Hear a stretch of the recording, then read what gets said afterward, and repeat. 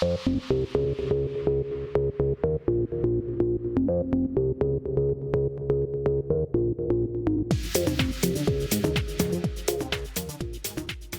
and welcome to Fintech Chatter, the podcast where I connect with fintech leaders to chat about their secrets to success. I'm Dexter Cousins, your host and the founder of Tier 1 People, the executive search and recruitment firm that's dedicated to helping high-growth fintech ventures hire exceptional people. Today's guest is Dan Jowett, the CEO of OpenMarkets Group. OpenMarkets Group is the fintech for fintechs. They've engineered execution, clearing, and settlement so fintechs can easily connect to the markets via APIs, delivering affordable trading to many Australians. Dan, welcome to your Fintech Chatter debut. Thank you, Dexter. Great to be here. Yeah, great to have you. I guess for our listeners, it'd be great if you could share a little bit about Open Markets, who you are and what you do.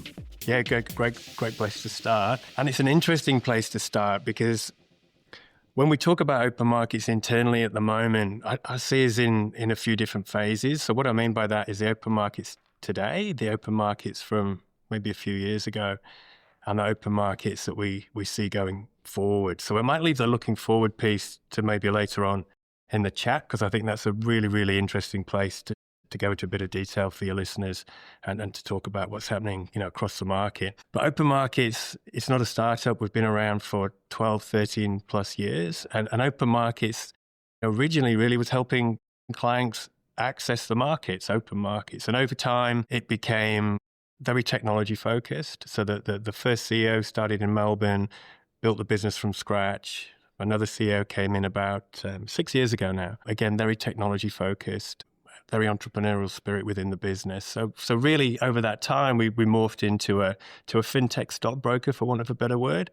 We don't really see ourselves just like that today. We see ourselves in the last 12 months doing much more than just being a fintech stockbroker. So as a stockbroker, we're a clearing member of the exchange, we're a trading member of the exchange, and we help our clients connect to that market and international markets.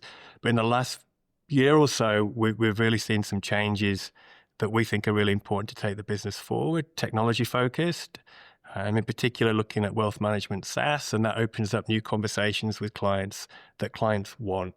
Okay, so we've now got more product features in the suite than just accessing the market. So portfolio rebalancing, tax engines, performance reporting, workstations, bringing managed funds into the business, bringing fixed income into the business. So much more than that equity-focused broker that we probably had a couple of years ago. And so when you kind of look at the big problem that you solve, what is it that you kind of identify that has then created this kind of move and evolution of the business? Well, the new evolution. So let's talk about that for a moment, because this you'll see my face light up. I think this is such a great place to be. So let me maybe ask you a question. I don't know if you trade markets at all, but you've probably got some super. But I don't know, have you placed an order on an equity trade in the last 12 months or so? Yeah, okay. So the way you did that, whether you did it through a business like Open Markets or CMC Markets or interactive brokers, whoever you did it through, the way you did that, whether it's in Australia or America, you ain't going to be doing it like that in 10 years' time, I don't think. And what I mean by that is the massive change that we're seeing at warp speed, onshore and offshore, around token assets and coins, and the way that will change the landscape, not just for broking in this example, but for everything, right, is coming at warp speed. 10 years, could be 8 years, could be 15, I couldn't tell you, but I can tell you, you're not going to trade an equity in the same way that you did last week, last month, or however you did it. So for a business like us, we've got two pathways here. We could go, well, okay, world's changing, let's just stay in our lane and do what we do. We're pretty good at that, but we might not have a business in 10 years. Or we can look over the fence to what's happening in DeFi that's still evolving, but moving quickly. And that could be regulatory, that could be jurisdictional, that could be operational. Start talking to the people in that industry, whether they're fintechs or technologies or ASIC, whoever it might be, and start to build out that DeFi strategy, that tokenized real world assets, if you like, and how that's going to change what we do today in equities in the near term. Yeah. And the time frame's really interesting. You've already seen some major, if you think about the world's biggest exchange, NASDAQ, they came out a month ago we're going to tokenize the exchange. I don't know quite when that's going to happen, but they've come out and said it because they know it's under threat. You see BlackRock, world's biggest asset manager. We're going to tokenize our assets. So world's biggest exchange, world's biggest asset manager, it's coming. So I think for a business like us, we have to look at it because we'd be foolish not to. In that part of the strategy, which we're still on a bit of fact-finding for because it's complicated and it's moving quickly and the regulatory environment is following that, but it's challenging for ASIC and I think participants. And I think at some point we're going to run, we will run DeFi and Tradfi almost in parallel. Okay, and then at some point, they're going to converge, and maybe at some point that the Tradfi will disappear. I'll probably be retired by then, but that's probably how we see it at the moment. So we want to be relevant. We look over the fence into that DeFi world, and it first of all is truly fascinating. But that is firmly where we believe, relevance for us is going to be. And there's many more things around that. Okay, in digital. So whether that's having your own stable coin, having a DAT possibly, all those different aspects to a digital strategy really, really excite us at the moment. Yeah. You've obviously got a business to run, you've got people to pay, you've got clients to service. How do you kind of manage the R&D process and then kind of figure out what bets are we going to place? And also what clients want, because that picture I painted of a TradFi world, which is what we do today in a DeFi running in parallel, well, that's great.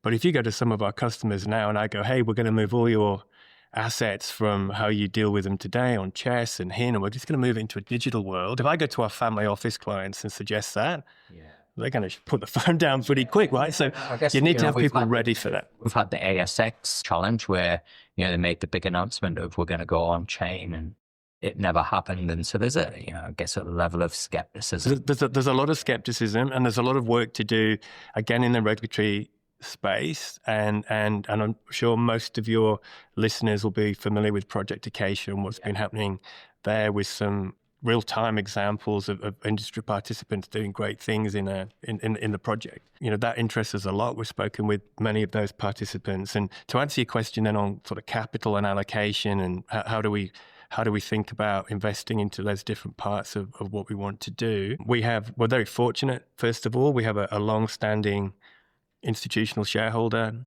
here that we have a very close day-to-day relationship with, as well as the capital and shareholder relationship. And we've got a really interesting capital market strategy, let's say, for the next 12 months, which is difficult to go into in detail here for confidentiality reasons, but that is certainly an avenue for capital for us as we think about that DeFi piece, because we have big licenses here. Okay, we're a clearing member of the exchange, we're a trading member of the exchange, we've got very big AFSL, we can do MDA, and so on and so on.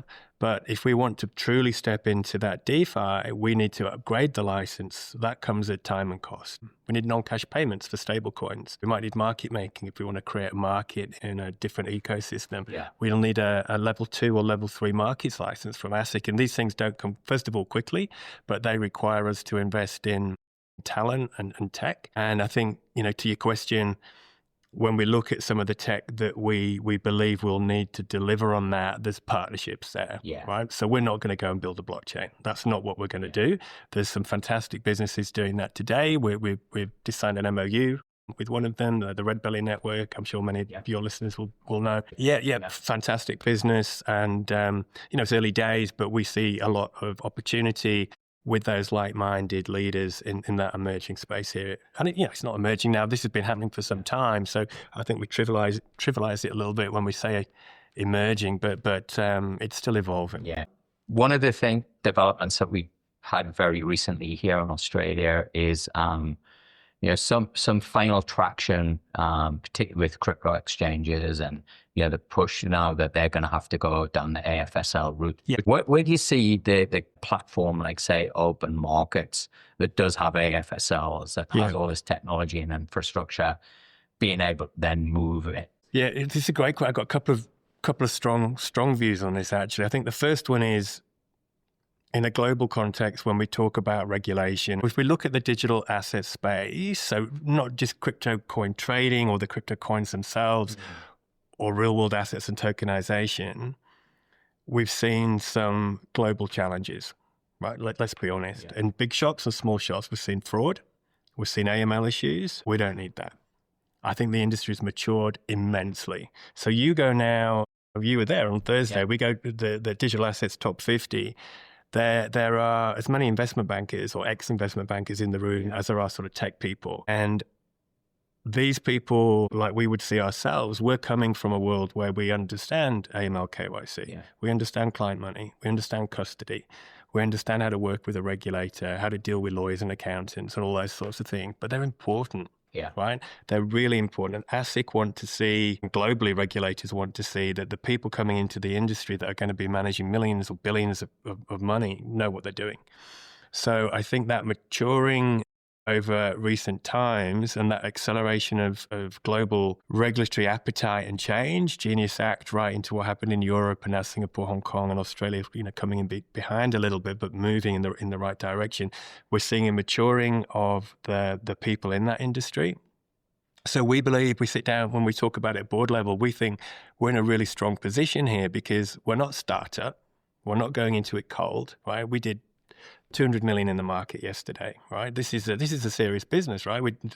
25 billion a year goes through the pipes here, right? That's a lot of money. That's clients' money. So we know how to deal with that. So when we look at what we want to do in DeFi, we're not going to have 25 billion going through a DeFi in 2 years. That's never going to happen. But we want to have something like that in a few years' time. We want to build it with the right people in a mature and compliant way. So we bring that existing license and skills into that new world, and we build it out accordingly. And we're not the only people doing this, right? There's lots of really good businesses that have an established Tradfi model, not necessarily broking. It could be payments, it could be whatever, moving into that space. I think that's a great thing for the industry. So when you look at your competition in the kind of traditional broker clearing solutions, what differentiates you and kind of what you see as being your competitive advantage? Yeah, well, there's a bit of a challenge here actually in Australia. So this is one of the reasons why, when I said at the beginning that the historic open markets business was this equities fintech stockbroker, and we've started to move beyond that into semi-platform, you could almost call it, rebalancing engines, tax engines, performance reporting, desktops, and so on. And the reason for that is the Australian market in just that sort of clearing, it's pretty overserviced, right? Australia's got a mature and successful industry in asset management, in corporate finance, banking, all the way through. It's no different in that space. So there's a number of different participants in the industry, each one got their own strengths and weaknesses like we would have as well. But that creates quite a crowded market. What does that create? Lot price competition. Yeah. So if you were new looking at this part of the market as a VC, you probably wouldn't enter. It's mature. However, that move out, when we talk to our clients, they want more than just that execution and clearing. They want to deal, same tech stack, one provider, single sign-ons, multiple product opportunity with the same provider without having to switch between different ones. So we see that opportunity going forward. So that's a bit of a differentiator. I'm not sure there are many, if any, that can do portfolio rebalancing straight to market through the broker in the same business, but we can do that. So I guess if we looked at the consumer side, we've seen the emergence of super apps, so Revolut, for example, crypto trading, equities trading within their app. From the perspective of you helping other fintechs, have you kind of seen much demand of emulating that super app? Yeah. Look, we do. It's a really good question. So just maybe if you look, whilst we do a lot with fintech, we have 3 broad customer channels, of which fintech's just one. So maybe just worth a second on that. So we have fintech as probably our primary channel. So onshore and offshore fintechs accessing markets and other things through us, API first. We have advice professionals. So that's family offices, financial planners, shadow brokers, more traditional advice. And then we have traders, on and offshore traders. So 3 very different categories. We have most business in fintech and advice, and they're differently price points. But going to your point in that fintech channel, that's where, yes, we do. Because again, if you have a fintech that's built into our APIs for lots of different content, if we can offer other product in the same tech stack. So let's say crypto trading, that's very attractive. We should talk about crypto trading actually, because we don't currently offer that in the product suite. We had it built a couple of years ago, and unfortunately for us and the industry, ASIC put out, I'm going to say a bit of an unhelpful note, which they do sometimes, but I think at the time it was appropriate, and that put everything on hold. Now, everything's moved on since then. So we're getting our fintechs now saying to us, how can you help us connect to a crypto exchange for the major coins, right? They tend to not want the specky stuff. So it's all the tier 2 or tier 3 coins. It's those larger ones. And that's, of course, driven by their demand, right? It's seen increasing appetite and maturity in that sector. I want to shift the conversation a bit onto yourself and more, I guess, the leadership side and the cultural elements of what you've been kind of building here at Open Markets. Now, I know that you came in at a fairly difficult time for the business. Yeah. It was a difficult time for the industry as well. Yeah. Do you want to maybe share a little bit about kind of what you came into and what over this last few years being able to build and kind of create as a culture? Well, I think the first call. So yes, when I joined, we had a few challenges, and a number of those are public. We had a regulatory issue which we dealt with in record time. Happened before myself and the current leadership team were here, but we just moved through it. I mean, improved and matured the business, and regulators got a job to do. We hadn't done things well. We addressed it quickly, professionally, and we moved on. But despite some of those challenges in that early period, what I was very, very fortunate to walk into was an incredible culture here at Open Markets. So what I mean by that is entrepreneurial spirit, motivated and engaged workforce, people just on the journey. Now, as a CEO, often you're trying to build towards that. I kind of inherited it. So that was fantastic. I had a bit of a challenge though. We took staff numbers down from about 105, 110 down to about 50 quite quickly because we didn't have the right balance of skills and experience. So we made a number of changes, and that can have a disastrous impact on culture. And I think from working hard on that, this is not a me thing. This is people within the business. We've been able to maintain that culture, and I think continue to improve it. So bringing people in now as we're moving into a growth phase that embrace that entrepreneurial spirit, that embrace that core values that we have as a business is so important. And I still feel privileged to, we had our town hall in here actually, in this room yesterday. We did a monthly town hall, and it's one of my favorite parts of the month. We have an hour, very open. We take all sorts of questions. We obviously talk on what's happening, strategy, growth, clients, but it's a really open forum, and that gets people engaged, and it's tremendous. Yeah. What was your background before you joined the Open Markets Group? Yes. Well, I started my career in the big four accounting firms, which I had about 12, 15 years maybe, KPMG in the UK and PwC over here. And that's what I've always done. And I did corporate finance work and audit and advisory and transaction work in that space. I then went to work for a client, what was then Shaw Stockbroking, now Shaw and Partners, was there for a little over 10 years. And that business went through tremendous growth in that period. Really exciting time, actually. Learned a lot. Great team there, and it was just ready for me to do something different. 10 years is a good tenure these days, and that was about 3.5 years ago now. Yeah, most of my career in markets. So baptism of fire in fintech then. You came in, you had regulatory challenges. The market itself was super challenging. Well, it was, and people forget, right? This was early 2022. And interest rates had just started to turn, and markets changed very, very quickly. So in businesses at a fintech where typically you've got a capital challenge, right, in your business, markets changed immeasurably.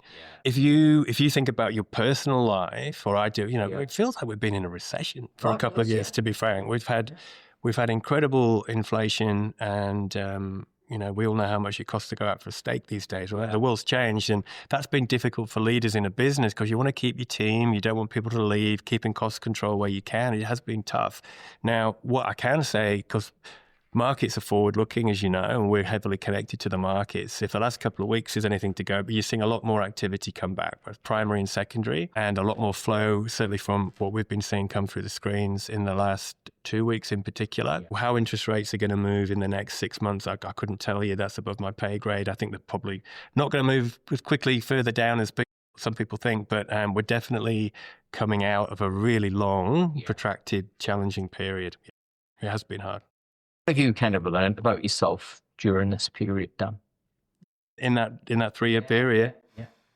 And that baptism of fire. Baptism of fire. Well, you learn a lot about yourself, I think. And, as a leader, you have to remember things don't always go according to plan. In fact, things rarely go according to plan. So you've got to build that flexibility into yourself, and you've got to not get worried about failing. I think we all know when you looked at some of the world's great success stories, Elon Musk brings to mind immediately. He goes forward, got knocked over, came back, went again, got knocked over, came back. You don't normally get it right first time, and I think we've had a bit of that here at Open Markets. We've looked at some strategy ideas which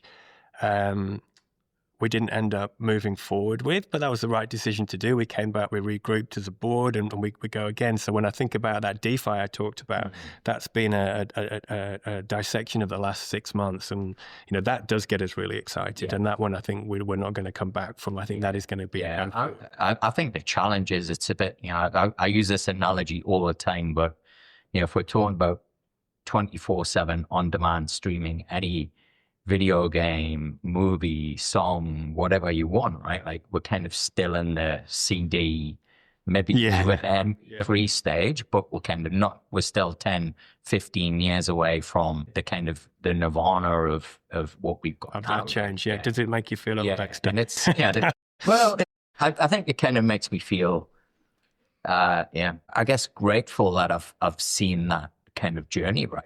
Well, it's a journey. Sorry to interrupt you, but we were talking like everybody does. We're talking about AI. We've got an AI consultant in here 2 days a week at the moment, sitting with everyone from ops to product to marketing to finance about how we can look at the world differently, and myself actually. And everyone talks about AI now, which is great, and they should be doing at speed. But you go back 3-4 years, not really, I don't think, in most businesses. And I think we really challenged ourselves.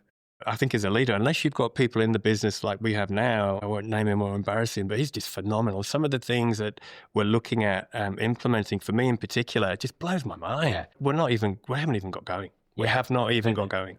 I think this is what I try to kind of get across to everybody is, particularly when it comes to this DeFi space, is just because you don't see it doesn't mean it's not happening. Right? And I think we can fall into this trap of living in our bubbles. You can kind of talk to the same people. And, for me, one of the benefits I think I've got of just being broad across fintech, and when I say fintech, it covers everything, is that you see all of these different kind of worlds. Yeah. And it's kind of, I get this view of seeing what's real and what's not, what's hype and what isn't.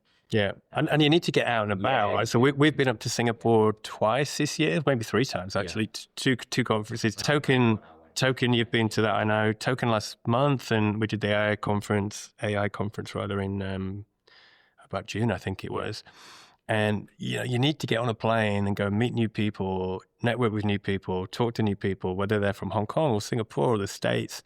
If we just stay in Australia or in London or wherever we might be, it's not enough. You really need to hear what's going on offshore. And I think that's where a lot of the inspiration for some of the things we're looking at has definitely come. So I think there's all of these things that are starting to play out. And the challenge, I guess, is kind of picking the right time. And we saw this with streaming, right? Where you had Quick Flicks who copied the Netflix model and put it here in Australia, trying to put streaming out. The infrastructure couldn't.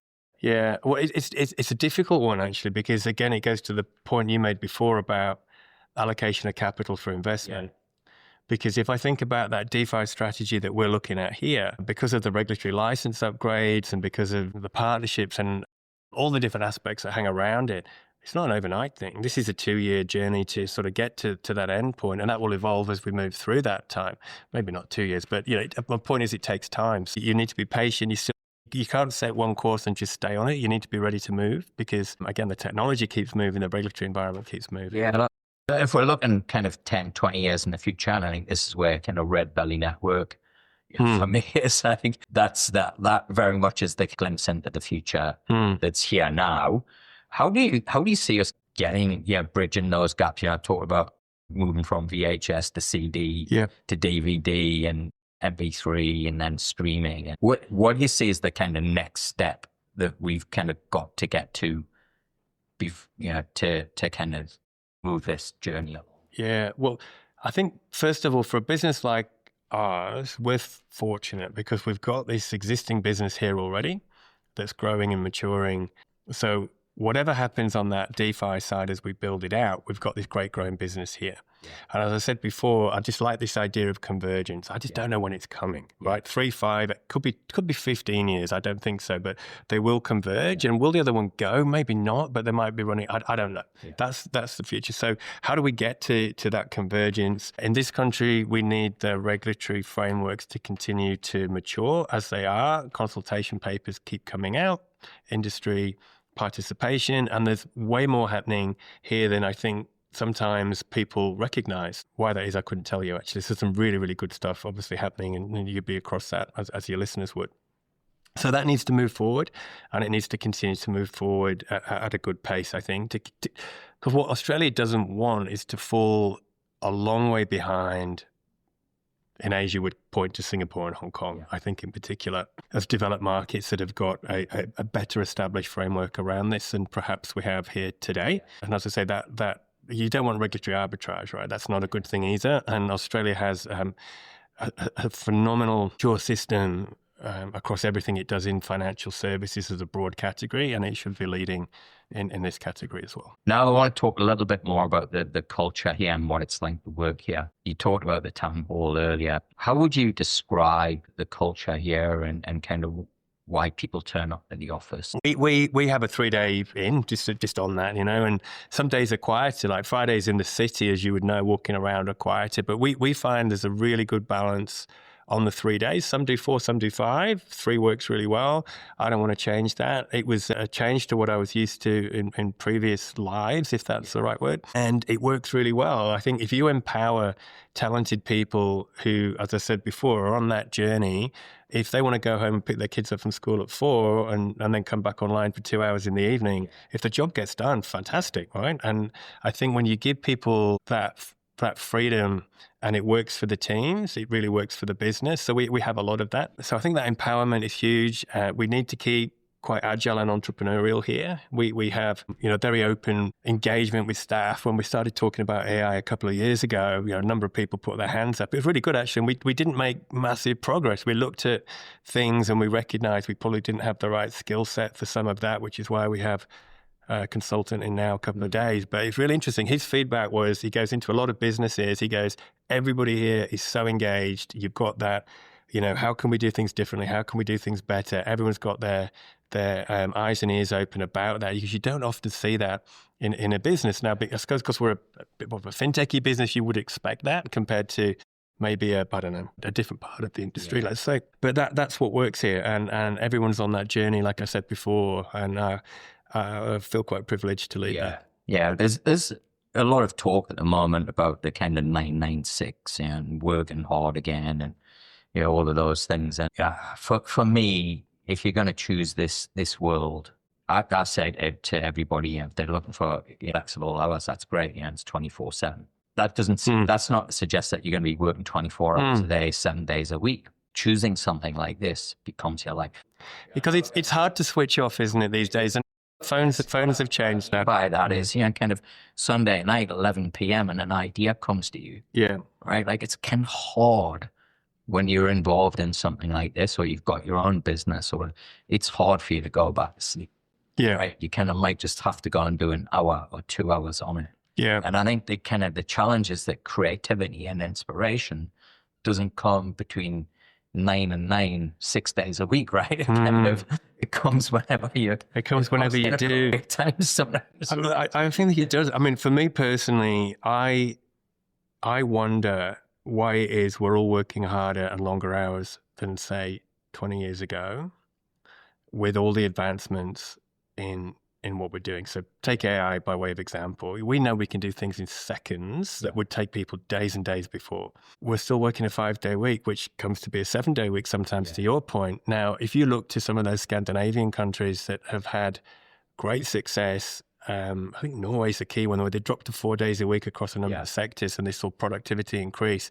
I just would love everybody around the world to have a good look at that, because even if you're down to 4 days a week and you're sort of recharging, you'll still get stuff done if you need to. I think for everybody's mind, body and soul, you have to get the balance. You do. I think in periods, different people, different teams have peaks and troughs, right? If you're in finance, it's around year end. If you're on a trading desk, it's around volatility and so on and so forth. So you do get used to that. I think you have got to then take time out to celebrate success, right? Even small things are really important like that. And we do that really well here, actually. We have a sort of a monthly prize winner, if you like, for things that might have happened either internally or from client feedback every month, and we recognize them and we go through why that is, and you got to celebrate success. And what kind of people would you say are successful here? What are the qualities that they tend to show? Yeah, well, I used the word entrepreneurial a few times, and just thinking about things a bit differently are really important, and more so in some areas than others.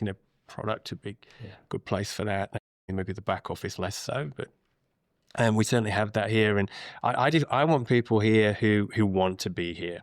When we do interviews from junior staff to senior leaders, you've got to want to be here, because this isn't like going to work at a big bank where you got your big teams and you're doing all your meetings. This isn't that place. You want to be able to, I use an analogy, up on the balcony, down on the dance floor, right? Yeah. You need to be, as a leader, up on that balcony, looking down on the dance floor, making those strategic decisions. But we're a small business, so you need to be down on the dance floor sometimes, doing the dance with the rest of the team. And that takes a particular type of person for more senior roles. And if that's not for you, this isn't the place, to be frank. And that's great, because it's a two-way thing. And the worst thing is you come into the business expecting something different to what it turns out to be. So we get some great talent listening to this podcast and watching on YouTube. If people are interested in finding out more about careers, Dan, where's the best place for them to I want to talk to industry leaders like you, Dexter, I think. But I'm always happy to, if people want to ping on LinkedIn or similar, we always want to be talking to talent, right? As a leader, you'd be silly not to. I actually frequently have coffees with people who are not necessarily looking for roles, but just having those conversations. It works both ways. I get a lot of value out of that as well. And we obviously get a lot of founders listening and tuning in as well. If they could see that there's potential of kind of leveraging the open market solution, what's the best way for them to find out? That would be via websites. It's really clear there where to go if you're whatever type of business you are. So fintech, there's takes you to the APIs and the sales desk on there for advice and so on. So that's a good gateway in, and a good place to start. But again, I'm always happy to take direct messages on LinkedIn. Yeah, but Dan, it's been fantastic to have you on. Really fascinating chat, and thanks for a glimpse into what I think we both agree is probably an inevitable, exciting times. Yeah, we're just kind of unsure as to when. Yeah. Great, Dexter. Well, thank you for having me. Been great to chat. Thanks. As always, folks, you can connect with me on LinkedIn and Twitter. If you're new to the show, make sure you follow us or subscribe and like on YouTube. If you're coming back, thanks so much for your support. It really does mean a lot. Until the next episode, keep well